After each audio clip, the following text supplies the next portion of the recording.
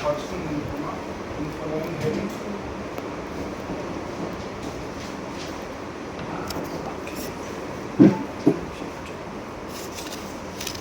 First we start from introduction. ये जो है Hodgkin lymphoma है हेमेटोलिम्फॉइड, जो WHO क्लासिफिकेशन है उसके ग्रुप का एक ग्रुप है Hodgkin lymphoma। ये Hodgkin lymphoma नाम जो पड़ा है थॉमस हॉजकिन सर खोजे थे, उन्हीं के नाम पर रखा गया। उन्होंने डिस्क्राइब क्लास 32 में किए थे और पहले इसका नाम हॉजकिन डिजीज था, लेटर ऑन इसका जैसे जैसे हुआ इसका नाम हॉजकिन लिम्फोमा रखा गया। ये इसमें इसको कैरेक्टराइज तीन पॉइंट पे किया जाता है। पहला होता है कि ये प्रोड्यूस ऑरिजिन होता है germinal centre and post germinal centre B cells. दूसरा है कि इसमें आरएस सेल जो पैथोनोमिक है इसमें मिलते हैं विद इन्फ्लामेटरी बैकग्राउंड के साथ मिलते हैं और इसका जो स्प्रेड होता है कॉन्टेगियस मैनर में होता है थ्रू लिम्फ नोड चेन के द्वारा। और इसका एपिडेमियोलॉजी है कि जितना भी हमारे शरीर में ट्यूमर है उसका 0.7% अबाउट होता है और ये बायमोडियल एज डिस्ट्रीब्यूशन होता है, तो उसमें 15 से 35 ईयर में होता है और एक मोर देन 55 ईयर। और ये है कि मेल प्रीडोमिनेंट होता है, फीमेल से ज़्यादा होता है। अब इसका पैथोजेनेसिस जानना है। पैथोजेनेसिस है कि मतलब अगर जर्मिनल सेंटर या जर्मिनल सेंटर बी सेल है उसमें म्यूटेशन अगर हो जाता है तो चाहे इन्फेक्शन होता है तो वही जानना है। तो जर्म सेल है या बहुत जर्म सेल है, अगर उसमें जैक अस्टैक बाद में और या एस्टीन बार वायरस इन्फेक्शन या एनएफ का पाथवे ये सब एक्टिवेट होगा तो एबनॉर्मल सेल बन जाएगा, एबनॉर्मल सेल। इसका ऐसे नॉर्मल सेल हमारे शरीर में एपोप्टोसिस के खत्म हो जाता है, लेकिन यहाँ क्या होता है कि एनएफ का पाथवे वगैरह के जो पाथवे चलते हैं इसमें एपोप्टोसिस इसका डिक्रीज हो जाएगा। जैसे ही एपोप्टोसिस होगा तो फिर इसका सेल प्रोलिफरेशन भी बढ़ जाता है, प्रोलिफरेशन। उसके बाद इसका मैचुरेशन डिक्रीज हो जाएगा। जैसे मैचुरेशन डिक्रीज हुआ तो जो एबनॉर्मल सेल है वो ट्रांसफॉर्म हो जाता है ये Reed Sternberg cell. Reed Sternberg cell ये अपने सर्वाइवल के लिए और प्रोलिफरेशन के लिए कुछ साइटोकाइन केमोकाइन रिलीज करता है जो अपने तरफ चारों तरफ एक micro environment tumour micro environment बनाता है जो इसको प्रोटेक्ट करता है प्लस प्रोलिफरेशन में हेल्प करता है। उसमें सब कुछ चाहिए। इंटरल्यूकिन 5 है, इंटरल्यूकिन 6 है, इंटरल्यूकिन 13 है, TGF बीटा हो गया, CCL2 हो गया और CCL 17 हो गया। तो 5 हो गया इस्नोफिल प्रोड्यूस करेगा, 6 है कि मास्ट शेल को रिलीज करेगा, 13 हो गया जो फाइब्रोसिस को बनाता है और TGF बीटा है कोलाजन डिपोजिशन करवाता है और CCL2 माइक्रोफोज रिक्रूटमेंट कराता है और CCL7 भी टी सेल रिक्रूटमेंट कराता है। ये सब मिलकर एक माइक्रो इन्वायरमेंट बनाता है तो उसमें फाइब्रोसिस हो और एंजियोजेनेसिस भी कराता है और ट्यूमर के लिए फेवरेबल हो जाता है जिससे कि उसका प्रोलिफरेशन होगा और सर्वाइवल होगा। ये सब मिल के बना देगा, फिर क्लिनिकली शो करने लगता है हॉजकिन लिम्फोमा का। इसमें आरएस सेल जो है पैथोनोमिक जो है ये होता है, ऐसे बोले जाते हैं इसको बायन्यूक्लिएटेड होता है, कहा जाता है बायन्यूक्लिएटेड होता है। और इसके एक दो साइंटिस्ट हैं इन्हीं के नाम पर रखा गया था, एक है कार्ल स्टेनबर्ग, इन्होंने डिस्क्राइब किया था कि आरएस सेल कैसा होता है और एक रीड होता है, ये बताया था कि ये जायंट सेल है, इन्हीं के नाम पर आरएस सेल रखा गया है। और आरएस सेल क्या है कि ये मल्टीन्यूक्लिएटेड बाइलोब होता है और इसमें फिलिक न्यूक्लियस होता है और जो क्रोमेटिन होता है वेसिकुलर होता है और इसमें जो साइटोप्लाज्म होता है वो एबंडेंट होता है और एम्पोफिलिक होता है। और ये हमारे लगभग अबाउट 5 तरह के मिलते हैं। क्लासिकल हो गया, मोनोन्यूक्लियर लैक्यूनर हो गया, और मम्मीफाइड होता है एंड ल्यूकोहिस्टोसिटिक जो होता है उसको बोलते हैं पॉपकॉर्न। ये जिस क्लासिकल में सिर्फ बाइलोब होगा और पेरिन्यूक्लियर हैलो होता है। मोनोन्यूक्लियर में सिर्फ एक सेल न्यूक्लियर आई है। और इस ल्यूकोहिस्टोसिटिक में होता है पॉपकॉर्न, जो कि इसका स्ट्रक्चर इस तरह से होता है, मतलब वो फोल्डेड होता है। और ये हमारे जो टाइप होगा, जो हॉटस्किन लिम्फोमा के वेरियस टाइप होते हैं, उसमें हर तरह से अलग अलग मिलते हैं। इसका क्लासिफिकेशन देखते हैं। क्लासिफिकेशन में हम देख लेते हैं, उसी में देखने के फीचर के साथ देख लेते हैं। इसमें दो टाइप होता है। क्लासिकल टाइप होता है, एक होता है हॉटस्किन लिम्फोसाइट पेरिडोमिनेंट, हॉटस्किन लिम्फोसाइट पेरिडोमिनेंट हॉटस्किन लिम्फोमा होता है। तो क्लासिकल में हो गया तो नोडुलर स्क्लेरोसिस हो गया, और दूसरा हो गया मिक्स्ड सेलुलरिटी हो गया, तीसरा हो गया लिम्फोसाइट रिच होता है, और चौथा हो गया लिम्फोसाइट डिप्लीटेड। और नॉन क्लासिकल का हो गया वो nodular lymphocyte predominant Hodgkin lymphoma.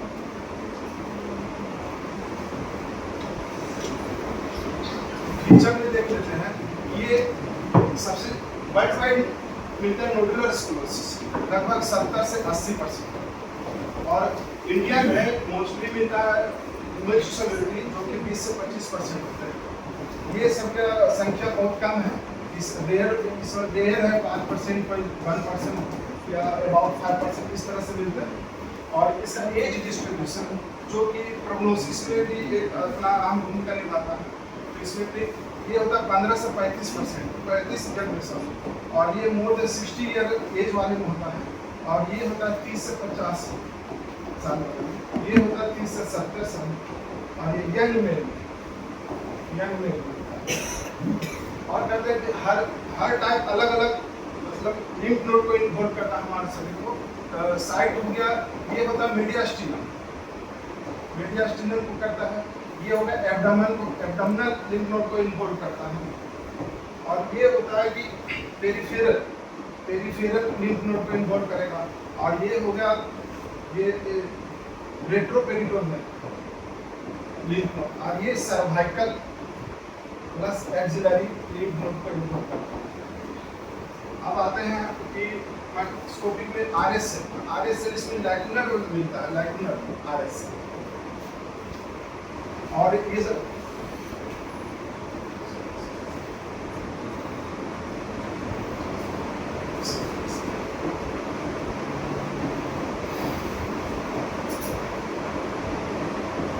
इसमें लैक्यूनर मिला, इसमें क्लासिकल मिलता है, इसमें मोनोन्यूक्लियर मिलता है, मम्मीफाइड जो एपोप्टोटिक होता है, और इसमें मिल जाता है LNH जो पॉपकॉर्न टाइप का रहेगा। और इसमें इसके साथ इन्फ्लामेटरी बैकग्राउंड मिलेगा। इसमें मिक्स्ड इन्फ्लामेटरी मिलता है। इसमें रहता है इस्नोफिलिक और इस्नोफिलिया अपना प्लाज्मा सेल, इसमें स्मॉल लिम्फोसाइट्स, इसमें फ्यू लिम्फोसाइट मिलता है, इसमें मिलता है स्मॉल बी लिम्फोसाइट्स। और इसके बाद है कि इसमें हम लोग सब इवेस्टिन बार वायरस के बारे में पढ़े थे। इसमें इवेस्टिन बार वायरस सबसे ज़्यादा 70 से 80% इसमें स्ट्रॉन्ग एसोसिएशन है। और HIV के बारे में हम जानना है, और इसमें जो है डिप्लीटेड उसमें स्ट्रॉन्ग एसोसिएशन है। और में भी है, लेकिन उतना परसेंटेज नहीं। और हम इसके बाद प्रोग्नोसिस देखना चाहते हैं। प्रोग्नोसिस में इसका जो नॉन क्लासिकल जो है उसका है एक्सेलेंट प्रोग्नोसिस, और जो नोडुलर स्क्लेरोसिस है उसका गुड है, बाकी का इंटरमीडिएट रहता है। इंटरमीडिएट इस तरह से है। देखेंगे कि इसका ये इन्वेस्टिगेशन कैसे करना है। इन्वेस्टिगेशन पहले लीफ नोड का है तो लीफ नोड बायोप्सी करते हैं जो कि गोल्ड स्टैंडर्ड है। उसके बाद इम्यूनोहिस्टोकेमिस्ट्री करते हैं जो कि इसका हम डायग्नोसिस भी कर सकते हैं, प्लस इसका मॉनिटरिंग कर सकते हैं, ट्रीटमेंट कर सकते हैं, प्लस इसके द्वारा हम अदर टाइप जो है उसमें एक दूसरे से उससे हम डिफ्रेंशिएट कर सकते हैं। उसके बाद पेट सीटी करते हैं। पेट सीटी हम स्टेजिंग जानने के लिए करते हैं जो कि हम आगे देखेंगे। उसके बाद हम लोग एडवांस केसेस में, एडवांस जब डिसीज हो जाएगा तो बोन मैरो बायोप्सी भी करते हैं।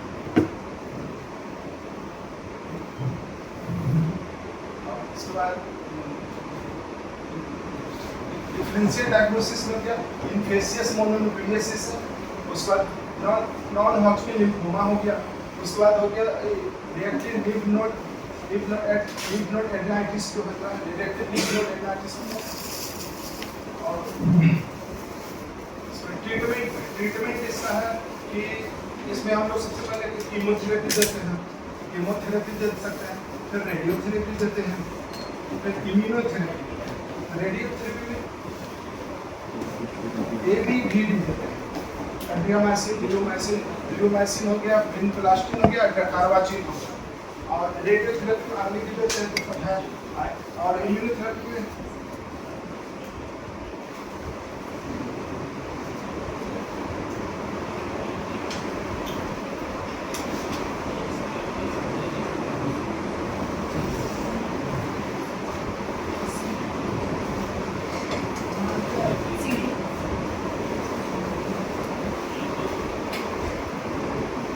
हो गया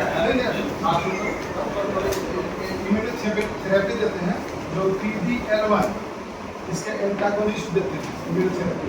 और एक चीज और है, जैसे इन्वेस्टिगेशन करते हैं इम्यूनोहिस्टोकेमिस्ट्री तो CD मार्कर जो है 15 और 30 और CD 20 और 45।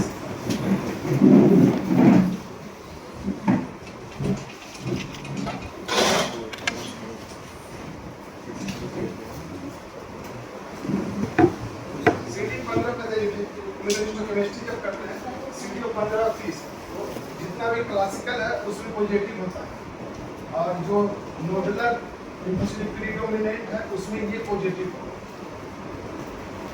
इसमें ये पॉजिटिव होता है। और इसके बाद में कीमोथेरेपी, इसका ट्रीटमेंट करते हैं केमोथेरेपी से, जिसमें एलिपेरिक देते हैं, एड्रियामाइसिन, लियोमाइसिन, विनप्लास्टिन और डार्वाचिन देते हैं। और रेडियोथेरेपी करते हैं, और इम्यूनोथेरेपी भी करते हैं। इम्यूनोथेरेपी में होता है PD-L1। और जो PD-L1 क्या है कि मतलब कि जो 9P 24.1 एम्प्लीफिकेशन जब होता है तो ओवर एक्सप्रेशन होने लगता है PD-L1 का।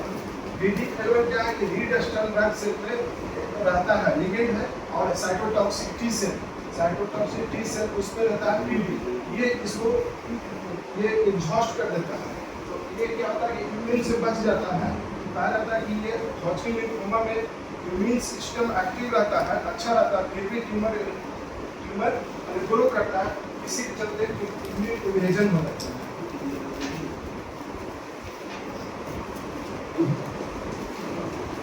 अब इसका स्टेजिंग इम्पॉर्टेंट है प्रोग्नोस्टिक जानने के लिए। स्टेजिंग में है कि ये डायफ्राम है, तो डायफ्राम पहला स्टेज जिसको एंड आर्बर स्टेज, 4 तरह के इसमें है। पहला मतलब एक लिंफ नोड, 1 लिंफ नोड कहीं भी हो सकता है, और दूसरा में है कि मल्टी लिंफ नोड, वो 1 साइड आपका डायफ्राम कहीं भी एक साइड होगा। तीसरा में हो गया मल्टी लिंफ नोड होगा लेकिन both side of the diaphragm involve हो सकता है। और चौथा में होगा कि डिफ्यूज कहीं भी हो। इसके साथ एक होता है A और B लगाना होता है। जो A में होता है कॉन्स्टिट्यूशनल सिम्टम, जो हम लोग जानते हैं कि वेट लॉस होता है, फीवर होता है, और ये नाइट स्वीट होता है। तो अगर इसमें इन्वॉल्व नहीं है तो इसमें सफिक्स A लगा देंगे। अगर मान लीजिए इसमें है कॉन्स्टिट्यूशनल सिम्टम है तो उसको उसके पीछे सफिक्स लगा देंगे B। जैसे मान लीजिए कोई स्टेज 2 है तो उसमें हम अगर कॉन्स्टिट्यूशनल सिम्टम है तो बी लगा देंगे, अगर नहीं है तो उसके ए लगा देंगे। तो आज का यही है कि मतलब कि हॉटस्किन लिम्फोमा जो है कि हम लोग इसको रीड स्टनबर्ग्स है तो, और उसके बाद CD मार्कर का 15-45 अगर पॉजिटिव है तो क्लासिकल में चला जाएगा, और CD 20 या 45 है तो आपको नोडुलर में चला जाएगा। और इसका प्रोग्नोसिस मतलब ऑल ओवर इसका प्रोग्नोसिस गुड है।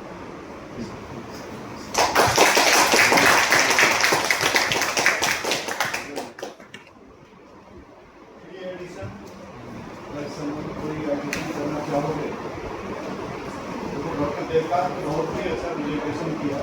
एक बात तो क्लियर हो गया कि देवकांत काफी तैयारी और बहुत अच्छे से तैयारी करके और अपना रिहर्सल भी किया होगा जरूर अपना क्या करके किसी भी चीज़ को अच्छे प्रेजेंट करने के लिए ये सही बात है उनको रिहर्सल करना, या तो तुम किसी दोस्त को रखो खड़ा करके, या तो फिर कहीं पर लिखो, और जब तक ऐसा नहीं करोगे तो फिर एट दैट टाइम जब तुम खड़ा होगे कोई बात नहीं काम हो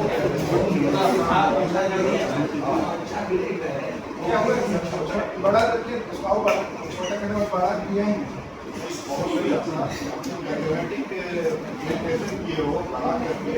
तो ये इससे शो करता है कि जब भी कोई डायग्राम बना के अगर ये बताने के लिए काफ़ी है कि वो व्यक्ति अच्छे से इसको रिवाइज किया है, अच्छे से इसको पढ़ा है ना। पहले से तुम्हारा जो प्रेजेंटेशन है काफ़ी बहुत अच्छा, बहुत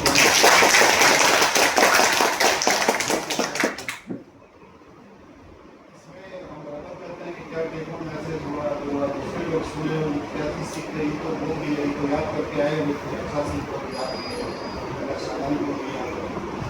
लेकिन बाकी लोगों के लिए भी जानना बहुत जरूरी है क्या क्या देखो मैसेज लिए क्या सीखे, सीखें क्या आज के लिखूँगा पहला बात नोट लाइन क्लासिकल है क्लासिकल में क्या क्या नंबर 1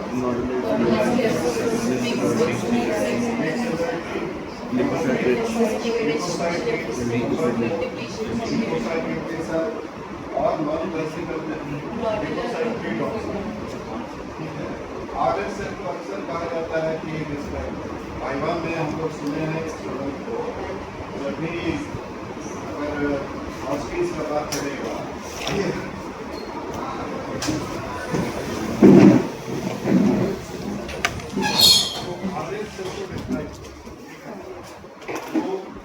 तो बनाए लेकिन जैसे उनको बोलना पड़ेगा वहाँ पे खड़ा हो गया तुम बिल्कुल सही बनाएगा। RSL is a very large cell having a diameter of about 15 to 50 micron है ना, 15 to 45 लिखा है कहीं 50 to 45 या 50 जो है ना, इतना बड़ा सेल होता है having a large nucleus containing the, अब असल बात शुरू होता है containing the exceptionally large prominent and eosinophilic nucleolus having the very nuclear clear space। ये लाइन तुमको बोलना तब जाके RS से डिस्क्राइब हो है ना। उसके बाद तुम बोलोगे कि relatively double nuclei classical RS cell में इस लेकिन मिरर इमेज होता one each other at the side of the eosinophilic तो ये डिफिनेशन बताना बहुत जरूरी है क्योंकि तुम्हारा जो प्रेजेंटेशन है वहाँ पर ये डिसाइड तुम्हारा जो नंबर मिलता है वो इस पर मिलता है कि तुम एक चीज़ के बारे में किस तरह बता पाओ। फोटो पे भी बताया जा सकता है और एक अच्छे लैंग्वेज में भी बताया जा सकता है। ये RSL के बारे में तुम बताएंगे और जितना भी टाइप है उसमें तुम नोटिस किए होंगे जब ये बता रहे थे कि स्किन बार वायरस एसोसिएशन जो है वो में नहीं होता, इसमें नहीं होता है ऑर्गेनल प्रोसेस में नहीं है और एक बाकी सब में एसोसिएशन है किसी में 70% है किसी में 80% है। और एक इम्पॉर्टेंट क्या है कि रेट्रोपेरिटोनियल लिम्फोड किसमें इन्वॉल्व होता है, लिम्फोसाइट डिप्रेशन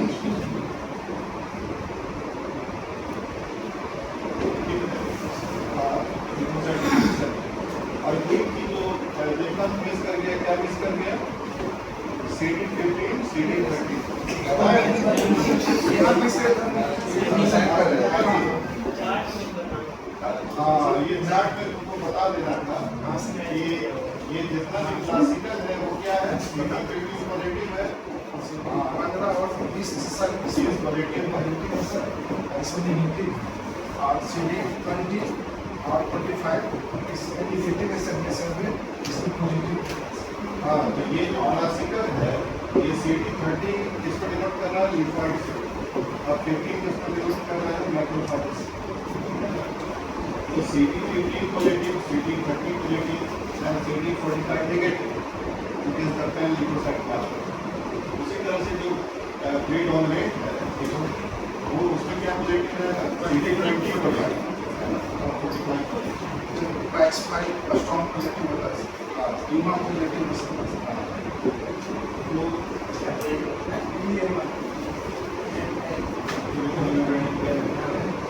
पैक्स जिनका काफी डिटेल स्टडी किया है, मतलब ताली बजाओ। इसी तरह पढ़ के आना है, दोनों का प्रेजेंटेशन बहुत बढ़िया आता है, शातान का भी, जयपाल का भी बहुत बढ़िया है, सबकी तरह पढ़ाना है। उसके पहले यूपी मेरा सर्टिफिकेट किया था, अब हमको लगता है कि जो काफी इम्प्रूव करके आए थे, वो सब कोई बैठे हुए हो, उन लोग को भी इसी तरह प्रेजेंट करना है।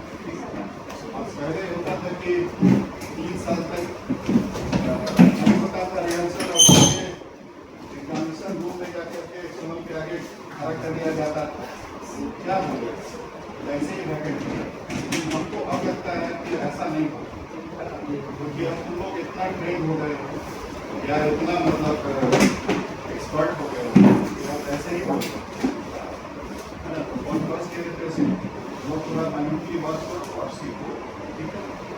ठीक है।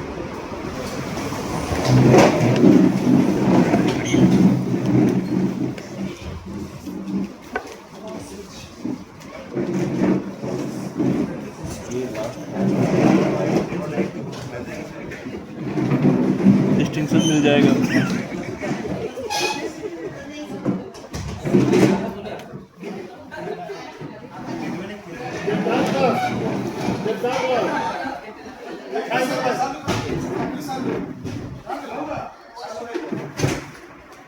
मिठाई मंगा दीजिए साहब।